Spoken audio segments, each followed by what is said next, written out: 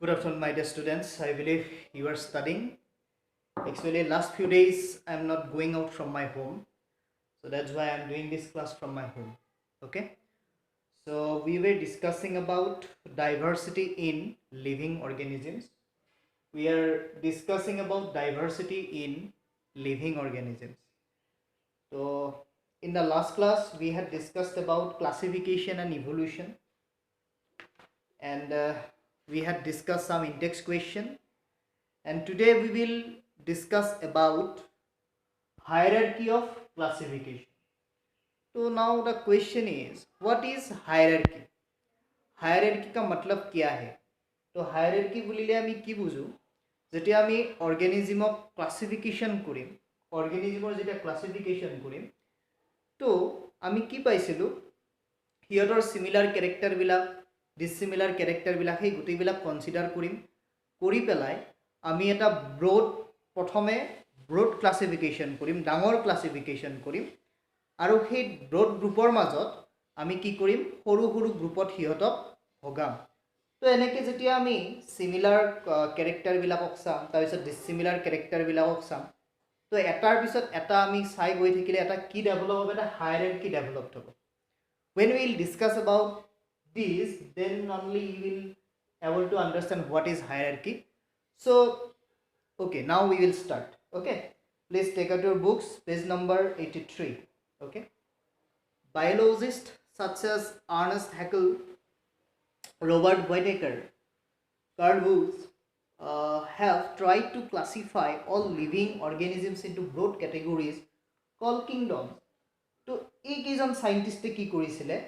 আমাৰ অৰ্গেনিজম বিলাকক ক্লাসিফাই কৰাৰ কাৰণে চেষ্টা কৰিছিলে আৰু ব্ৰড গ্ৰুপত ভগাইছিলে আমি প্ৰথমতে আমি কি পাইছিলো লাষ্ট আমি আগৰ ক্লাছত ডিসকাস কৰিছো যে অৰ্গেনিজম এটা ক্লাসিফাই কৰিবৰ কাৰণে প্ৰথমে আমি তাক কি প্ৰথমে ব্ৰড ক্লাসিফিকেশন হ'ব তাৰ পিছত তাৰে মাজত সৰু সৰু ক্লাসিফিকেশন হ'ব তো ব্ৰড ক্লাসিফিকেশন হল কিংডম প্ৰথমতে আমি কিংডম লেভেলত ক্লাসিফাই কৰিব লাগিব গোটেইবিলাকক সিমিলাৰিটিজ ডিসিমিলাৰিটিজ গোটেইবিলাক একেলগে ৰাখিব লাগিব তাৰ পিছতহে আমি কি কৰিম ফাৰ্দাৰ ক্লাসিফিকেশন কৰিম তো এই কেইজন সাইন্টিস্টে কি কৰিছিলে কিংডমত অৰ্গেনিজম বিলাকক ডিভাইড কৰিছিলে কি কি কিংডম আছিল we will discuss. Okay, so this classification, the classification Whittaker proposed was 5 kingdom. তো Whittaker নামৰ এজন সাইন্টিস্ট আছিলে তো Whittaker proposed 5 kingdom concept. আমাৰ যিমান বিলাক অৰ্গেনিজম আছে সেই অৰ্গেনিজম বিলাকক তেও 5টা কিংডমত ভগাই দিছিলে মনেৰা প্ৰটিষ্টা ফাংগি প্লান্টি এন্ড এনিমেলিয়া ঠিক আছে এই 5 কিংডম কনসেপ্টটো বহুত ইম্পৰ্টেন্ট হয় আমি ইয়াক বেজ হিচাপে লৈ বাকিখিনি ক্লাসিফিকেশন কৰিম এইটো হল ব্ৰড ক্লাসিফিকেশন তো Whittaker 5 কিংডম কনসেপ্ট দিছিলে যত কি আছিল ফার্স্ট আছিল মনেৰা প্ৰটিষ্টা ফাংগি প্লান্টি এন্ড এনিমেলিয়া এই গোটেইকেইটা কিংডমৰ কথা আমি বেলেগে বেলেগেও ডিসকাস কৰিম ওকে তো these are the things which you have to remember. Okay, তো question আহিয়ে থাকে এইবিলাকৰ ওপৰত তো these groups are formed on the basis of their cell structure, mode and source of nutrition and body organization. তো কিহৰ ওপৰত বেস কৰি পেলাই ভগাইছিলে Whittaker cell structure, very very important, cell structure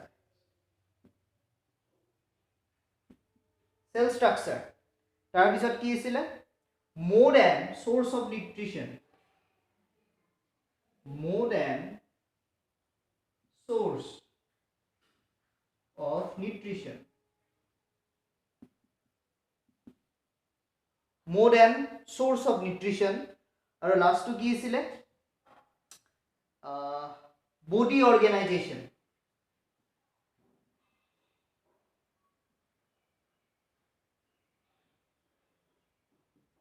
তো body organization তো cell structure হিয়তৰ সেলটো কেনেকুৱা হয় is it eukaryotic, is it prokaryotic, mode and source of nutrition. Mode of nutrition মানে সোয়া আমার different types of mode of nutrition থাকে কিছুমান অটোট্ৰপিক থাকে অটোট্ৰপিক মানে কি সিহঁতে নিজৰ ফুড নিজে প্ৰস্তুত কৰিব পাৰে নিজে প্ৰডিউচ কৰিব পাৰে এটা আছিলে হেটাৰট্ৰপছে বেলেগৰ ওপৰত ডিপেণ্ড কৰিব লগা হয় তো হেটাৰট্ৰপছ তাৰ পিছত আহি কি থাকিব কিছুমানৰ মোড অফ নিউট্ৰিশ্যন ধৰা কিছুমানে কি হয় কিছুমান ডিকম্পোজাৰ থাকিব ঠিক আছে ডিকেইং সাবষ্টেন্সৰ ওপৰত যিবিলাক জীয়াই থাকিব যিবিলাক ফুড হিচাপে ইউজ কৰে ডিকেইং মেটেৰিয়েলছ তাৰপিছত কিছুমান পেৰাচাইট থাকিব টিক হোক লিডছ হোক এইবিলাক কি হয় বেলেগৰ ওপৰত ডিপেণ্ড কৰে পেৰাচাইটিক মোড অফ নিউট্ৰিশ্যন সিহঁতৰ পেৰাচাইটিক মোড আমাৰ যে হেৰি থাকে ওকণি থাকে লিডছ মস্কুইটো তো ইহঁতে কি হয় পেৰাচাইটিক মোড অফ নিউট্ৰিশ্যন ইহঁতৰ তো সেই mode of nutrition and source of nutrition ক'ৰ পৰা সিহঁতে আহৰণ কৰিছে যদি হাৰ্বৰ ওপৰত ডিপেণ্ডেবল হয় হাৰ্বিভোৰছ ঠিক আছে হাৰ্বিভোৰৰ ওপৰত জন ডিপেণ্ডেবল হয় কাৰ্নিভোৰ ঠিক আছে তো যিয়ে সকলো খাব পাৰে অমনিভোৰ তো mode and source of nutrition is also' important and at the and is body organisation বডিটো কেনেকৈ অৰ্গেনাইজ হৈ আছে body organization is also very important তো এইকিটাৰ ওপৰত বেছ কৰি হোৱাইট একাৰে 5 কিংডম কনসেপ্ট দিছিলে মনেৰা প্ৰতিষ্ঠা ফাংগি প্লান্টিয়ান এনিমিলিয়াৰ কথা আমি যেতিয়া ডিসকাস কৰিম এইখিনি কথাই আমি পাম গতিকে এইখিনি কথা বহুত ইম্পৰ্টেন্ট সেল স্ট্ৰাকচাৰ কেনেকুৱা হয় mode and source of nutrition কেনেকুৱা হয় আৰু বডি অৰ্গেনাইজেশ্যনটো তাৰ কেনেকুৱা হয় বুজি পাইছা তো সোৱা next সোৱা the modification whose introduced by dividing the Monera into Archaeobacteria and Eubacteria. So, এই Monera হুজে আৰু দুটা ভাগত ভাগ কৰাই দিলে এটা হল Eubacteria যিবিলাক আমি জেনেৰেল সকলোবিলাক ব্যাকটেৰিয়া ইয়াৰ আন্ডাৰত পৰিব আৰু Archaeobacteria ঠিক আছে Moneraৰ পৰা আৰু দুটা ভাগ হ'ব Archaeobacteria আৰু Eubacteria ইউবেক্টেৰিয়াত আমাৰ জেনেৰেল যিবিলাক ব্যাকটেৰিয়া থাকে সেই গোটেইবিলাক থাকিব বুজি পাইছা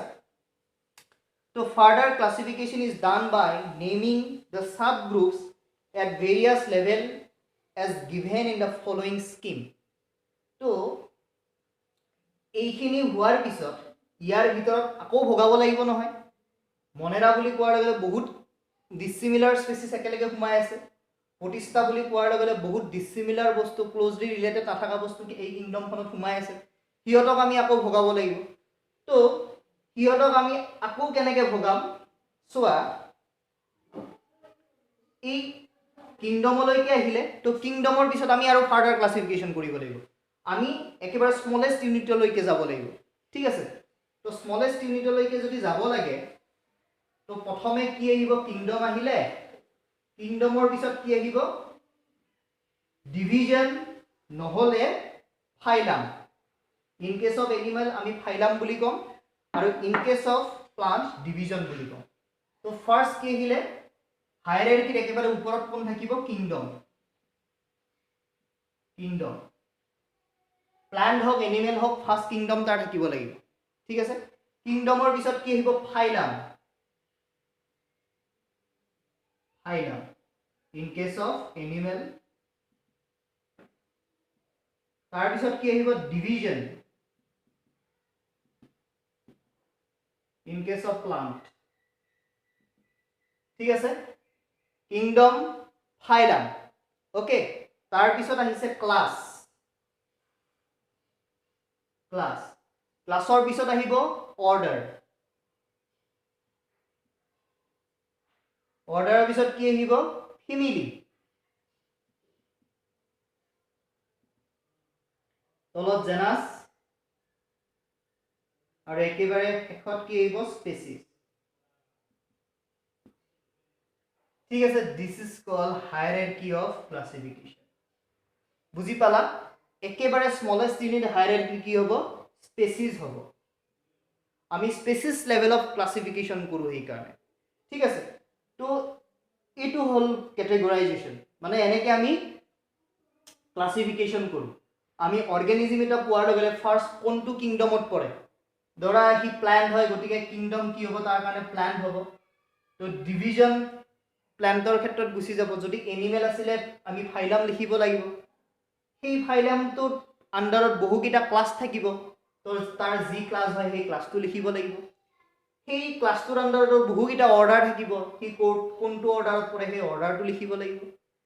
তাৰ পিছত আৰু যদি আমি চাওঁ সেই এটা অৰ্ডাৰৰ ভিতৰত বহুকেইটা ফেমিলি থাকিব কি কোনটো ফেমিলিত পৰে সেইটো লিখিব লাগিব বুজি পাইছা সেই এটা ফেমিলিৰ আন্ডাৰত আৰু বহুকেইটা জেনাছ থাকিব তাৰ পিছত তাৰ জেনাছটো লিখিব লাগিব এটা জেনাছৰ আন্ডাৰত আৰু বহুকেইটা স্পেচিছ থাকিব লাষ্টত আহিব স্পেচিছ আমি কি যে কওঁ হোমো চেপিয়েন্স তো সেইটো আমাৰ কি স্পেচিছ জেনাছটো আমাৰ কি হোমো বুজি পাইছা যেতিয়া আমি সাইন্টিফিক নেম লিখো এই দুটা আমি নেম এই দুটাৰ টাৰ্ম লিখো জেনাছ আৰু স্পেচিছটো আমি একেলগে লিখো বুজি পাইছা তো এনেকৈ ক্লাসিফিকেশন কৰা হয় অৰ্গেনিজম এটা পালো প্ৰথমে কি কোনখন কিংডমত পৰিব সেই কিংডমৰ কোনটো যদি এনিমেল হয় তাৰ ফাইলাম লিখিব লাগিব প্ল্যান্ট হলে তাৰ আমি ডিভিজন লিখিব লাগিব তাৰ পিছত সেই ফাইলাম বা ডিভিজনৰ আন্ডাৰত কি কোনটো ক্লাছত পৰিব ক্লাছটোৰ নাম লিখিব লাগিব কোনটো ক্লাছৰ কোনটো অৰ্ডাৰ কোনটো ফেমিলি কোনটো জেনাছ এটা জেনাছৰ আন্ডাৰতে 4-5টা 6টা লৈকে স্পেচিছ থাকিব পাৰে বেছিও থাকে কেতিয়াবা কিছুমান স্পেচিছ লয় তাৰ পিছত লাষ্টত স্পেচিছটো লিখিব লাগিব বুজি পাইছা এইটো হ'ল স্পেচিছ লেভেল অফ ক্লাসিফিকেশন তো সোৱা thus by separating organisms on the basis of a hierarchy of characteristics into smaller and smaller groups we arrive at a basic unit of classification which is a species তো একেবাৰে smallest হেৰিটো কি হ'ব একেবাৰে স্মলেষ্টটো হ'ব কি species তো একেবাৰে আমি স্মলেষ্টটো কি পালো ইয়াতে স্পেচিছ পালো ঠিক আছে তো এতিয়া চোৱা এই স্পেচিছ মানে কি কোনবিলাক অৰ্গেনিজমক আমি স্পেচিছ বুলি কৈছো কোনটো গ্ৰুপক আমি স্পেচিছ বুলি কম তো broadly a species includes all organisms that are similar enough to breed and perpetuate ঠিক আছে তো এটা species মানে হল one group of individual which can interbreed among themselves ঠিক আছে they are reproductively isolated ঠিক আছে তো এটা গ্ৰুপ হয় স্পেচিছ এটা গ্ৰুপ হয় ঠিক আছে সেই গ্ৰুপটোৰ মাজতে ইহঁতে কি কৰে ৰিপ্ৰডিউস কৰিব পাৰে ইহঁতে বেলেগ গ্ৰুপৰ লগত ৰিপ্ৰডিউস কৰিব নোৱাৰে আৰু দে আৰ মৰফলজিক্যালি সিমিলাৰ উইথ ইচ আদাৰ তো সেইটোক আমি স্পেচিছ বুলি কওঁ ঠিক আছে তো নেক্সট ওয়া the important characteristics of the 5 kingdom of Whitaker are as follows তো Whitaker আমাক যি 5টা কিংডম দিছিলে সেই গোটেইকেইটা কিংডমৰ মনেৰা পটিষ্টা ফাংগি এনিমেলিয়া ফাংগি প্লান্টি তো এই 5টা যে আছিলে সেই 5টাৰ কথাটো আমি এতিয়া ডিসকাস কৰিব লাগে ঠিক আছে তাৰ আন্ডাৰত কি কি ক্যাৰেক্টাৰিষ্টিক্স আছে সেই ক্যাৰেক্টাৰিষ্টিক্স বিলাক আমি ডিসকাস কৰিব লাগে তো ফাৰ্স্ট উইল ডিসকাস অ্যাবাউট মনেৰা আমি প্ৰথম মনেৰাৰ কথা ডিসকাস কৰিম মনেৰাত কি কি আছে মনেৰাৰ কি মানে কি ক্যাৰেক্টাৰ থাকিব ঠিক আছে ফাৰ্স্ট উইল ডিসকাস অ্যাবাউট মনেৰা তো মনেৰাটো কি চোৱা these organisms do not have a defined nucleus or organelles nor do any of them so multicellular body design তো ইহঁতৰ মাল্টিসেলুলাৰ নহয় ইহঁত ঠিক আছে these are not multicellular organism ইহঁত মাল্টিসেলুলাৰ অৰ্গেনিজম নহয় লগতে ইহঁতৰ যেটো নিউক্লিয়াছ এই নিউক্লিয়াছটো কি নহয় ডিস্টিংক্ট নহয় লগতে ইহঁতৰ সেল অৰ্গেনেলি বিলাকো হিমানতে ডিস্টিংক্ট নহয় ঠিক আছে ইহঁতৰ ডিফাইন নিউক্লিয়াছ আৰু অৰ্গেনেলিজ নাথাকে লগতে ইহঁত কি নহয় মাল্টিসেলুলাৰ অৰ্গেনিজম নহয় on the other hand they show diversity based on many other characteristics তো তাৰ পৰিৱৰ্তে ইহঁতে বেলেগ ধৰণেহে কি দেখায় ডাইভাৰ্সিটিটো দেখায় ইহঁতৰ কিছুমান এনেকুৱা ক্যাৰেক্টাৰ আছে যেটোৱে ইটো কান্টৰ পৰা কি কৰে সেপাৰেট কৰে ঠিক আছে তো some of them have cell wall while some do not তো এই মনেৰাৰ আন্ডাৰতে কিছুমান অৰ্গেনিজম আছে কিছুমান স্পেচিছ আছে যিবিলাকৰ কি থাকে সেল ওয়াল থাকে আৰু হিয়তৰ মাজতে কিছুমান আছে যিবিলাকৰ কি নাথাকে সেল ওয়াল নাথাকে তো এই ক্যাৰেক্টাৰ বিলাক তোমালোকে কি কৰিবা মই কৈছো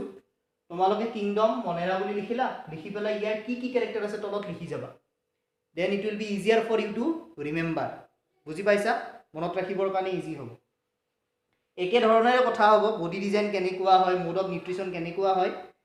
গোটেইকেইটাৰ কাৰণে একে কথাই উলটা পালটাকে পাম কিন্তু গোটেইকেইটাৰ কাৰণে কি হ'ব বেলেগ বেলেগ হ'ব ওকে তো so of course having or not having a cell wall has very different effects on body design here from having no or not having a cell wall in multicellular organism so in case of multicellular organisms ইহতো multicellular organism নহয় মনে ৰাখিবি তো multicellular organismৰ কাৰণে cell wall থাকিলে বা নাথাকিলে তাৰ body design কেনেকুৱা হ'ব বা ইহতৰ কাৰণে মনেৰাৰ কাৰণে cell wall থাকিলে বা নাথাকিলে তাৰ body designer ওপৰত কিন্তু কি কৰে ইফেক্ট কৰে cell wall থাকিলে কিবা বেলেগ হ'ব cell wall নাথাকিলে তাৰ body design টো কি হ'ব বেলেগ হ'ব কাৰণ these are unicellular organisms তো next one mode of nutrition ৰ কথা আহিছে the mode of nutrition of organism in this group can be either by synthesizing their own food যদি নিজে synthesize কৰিব পাৰে these are autotrophic yes or getting it from the environment these are heterotrophic তো both the mode of nutrition আমি পাম autotrophic ও থাকিব heterotrophic ও থাকিব these groups includes bacteria blue green algae or cyanobacteria and mycoplasma some examples are shown তো example কমেও দুটা তিনটা মনত ৰাখি থবা ঠিক আছে example আমি কি কৰিব লাগিব মনত ৰাখিব লাগিব তো cyanobacteria হোক mycoplasma হোক ব্যাকটেৰিয়া হোক ঠিক আছে তো এইকেইটা হল মনেৰাৰ example तो नेक्स्ट আহিছে কি प्रोटिस्टा मोनेरा के बाद क्या आएगा प्रोटिस्टा तो प्रोटिस्टा की হয় সোয়া प्रोटिस्टार कैरेक्टरिस्टिक बिला की হয় সোয়া this group includes many kind of unicellular eukaryotic organisms unicellular হবো লগতে কি হবো eukaryotic মানে কি আছিল not primitive nucleus ইহতৰ defined nucleus থাকে ঠিক আছে distinct nucleus থাকিব some of these organisms use appendages such as hair like cilia or whip like flagella for moving around তো ইহতৰ বডিত কি থাকিব কিছুমান appendages থাকিব কিছুমান hair like projection থাকে ইহতৰ বডিৰ পৰা কিছুমান hair like projection থাকিব আৰু সেইবিলাকে ইহতক কি কৰিব এটা ঠাইৰ পৰা আনটো ঠাইলৈ যাবৰ কাৰণে কি কৰিব হেল্প কৰিব বুজি পাইছা এটা প্লেসৰ পৰা আন এটা প্লেসলৈ যাবৰ কাৰণে ইহতৰ বডিত কি থাকে কিছুমান হেয়াৰ লাইক প্ৰজেকশন থাকে ঠিক আছে আৰু সেই এপেন্ডেজেস বিলাকৰ কাৰণে ইহতে এটা স্পেসৰ এটা লোকেশনৰ পৰা বেলেগ এটা লোকেশনলৈকে যাব পাৰে তো ইহতৰ মোড অফ নিউট্ৰিশন চোৱাই দিয়া their mode of nutrition can be autotrophic or heterotrophic ইহতৰ কি হ'ব পাৰে autotrophic হ'ব পাৰে heterotrophic হ'ব পাৰে examples are unicellular algae diatoms and protozoans example diatoms protozoans ঠিক আছে algae example মনত ৰাখিবই লাগিব এক্সামত আহিবই বাউন্ড ঠিক আছে তো এক্সাম্পল মনত ৰাখিলা কি কি ক্যাৰেক্টাৰ আছে ইহতৰ মোড অফ নিউট্ৰিশন কি এই গোটেইবিলাক চাৰ্ট হিচাপে বনাবা ঠিক আছে তো প্ৰোটিস্টাৰ পিছত কি আহিছে ইয়াতে ডায়াগ্ৰাম বিলাক দিয়া আছে ডায়াগ্ৰাম মু কেতিয়াবা আঁকিব দিব পাৰে চাবা তো নেক্সট আহিছে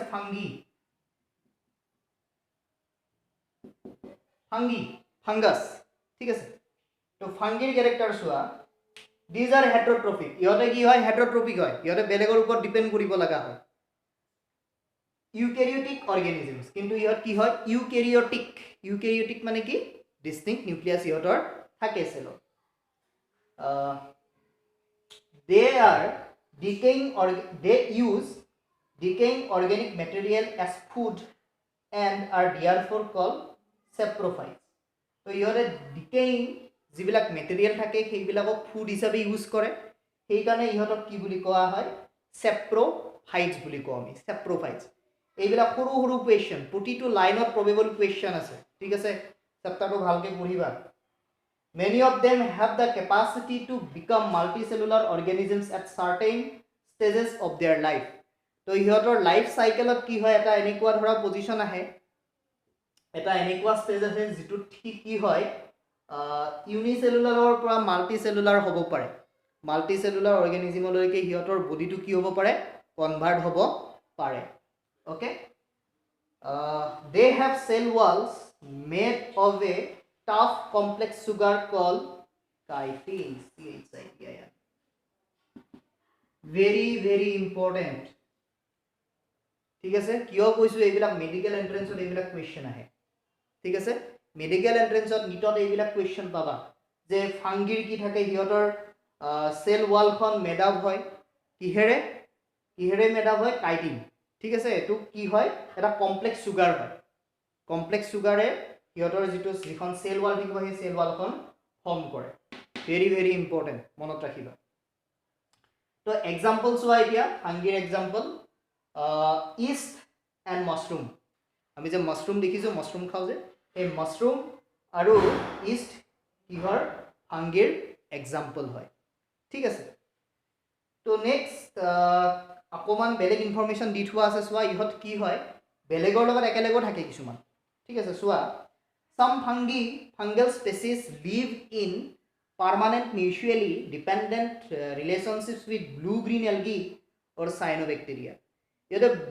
ব্লু গ্ৰীণ এলগিৰ লগত কেতিয়াবা কিবা মিউচুৱেলি একেলগে থাকে ইহঁতে। such relationships are called symbiotic. তেনে ৰিলেশ্যনশ্বিপক আমি কি বুলি ক'ম,